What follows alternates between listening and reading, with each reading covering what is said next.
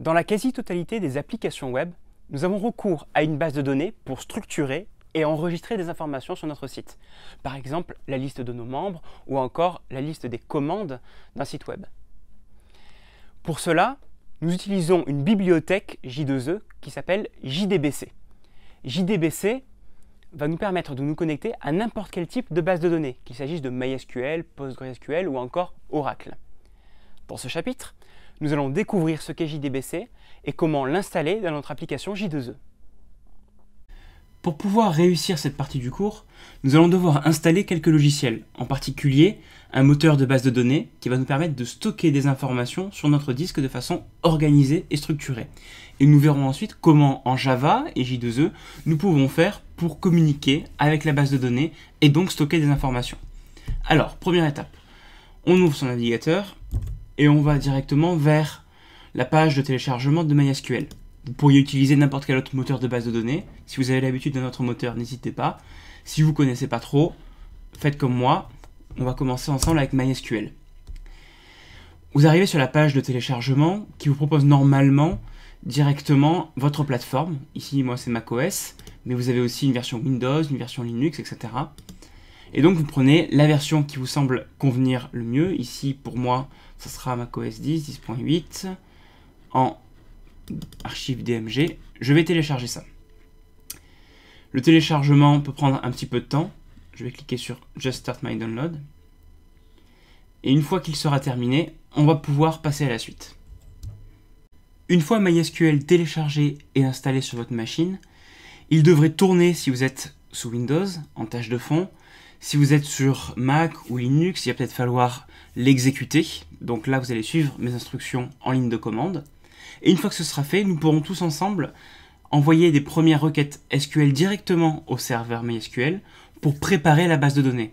Ici, l'objectif est simplement d'être prêt pour que dans notre application J2E, nous puissions exécuter des requêtes à la base de données.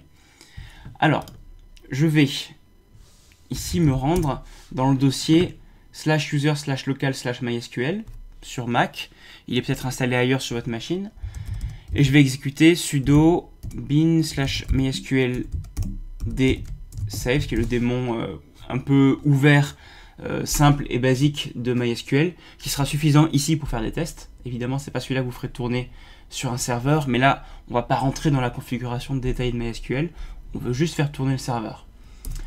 Donc, je lance le serveur, voilà, le démon doit tourner dans cet onglet-là, et maintenant, dans un autre onglet, je vais pouvoir appeler le serveur MySQL en ligne de commande. Je me connecte sur localhost, sur le serveur qui se trouve sur la machine locale, avec l'utilisateur root. Et on ne me demandera pas de mot de passe parce que dans cette configuration qui est très simplifiée, on n'a pas besoin de mot de passe pour se connecter en route. Voilà, j'arrive dans l'invite de commande MySQL. Je peux maintenant écrire des commandes SQL. Par exemple, show databases va montrer toutes les bases de données qui sont sur ma machine. Là, ce sont des bases de données par défaut de MySQL. Donc, si je veux créer une base de données pour travailler avec mon application, je vais écrire create database java EE, qui sera le nom de ma base. J'indique que par défaut, les jeux de données seront encodés en UTF-8.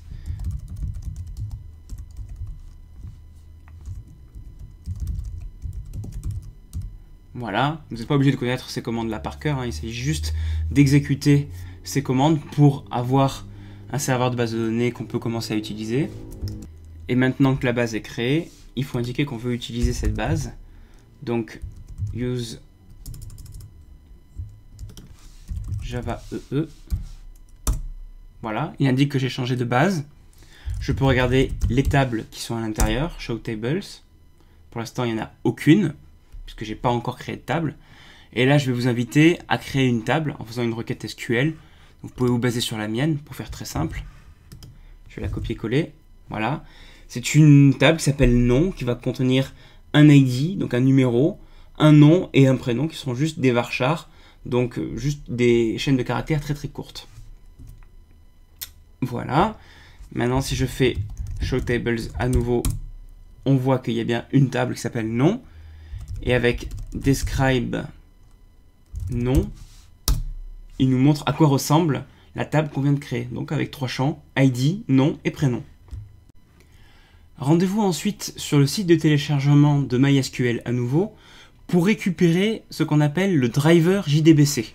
C'est en fait l'outil qui va nous permettre de connecter notre application Java à la base de données MySQL.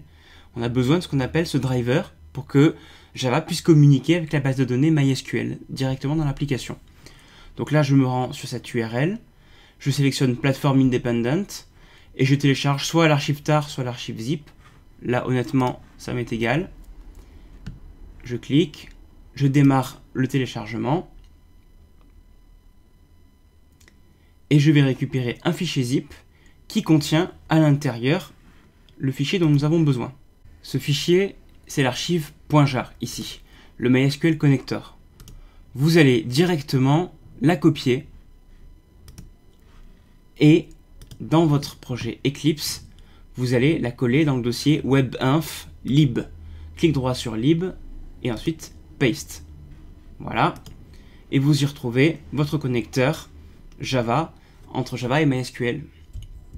Voilà, c'est tout ce que nous avions besoin de faire pour préparer la suite de cette partie. Nous avons installé MySQL, nous avons préparé une base de données avec une première table, une première structure, et nous avons mis le driver JDBC pour communiquer avec MySQL dans notre application.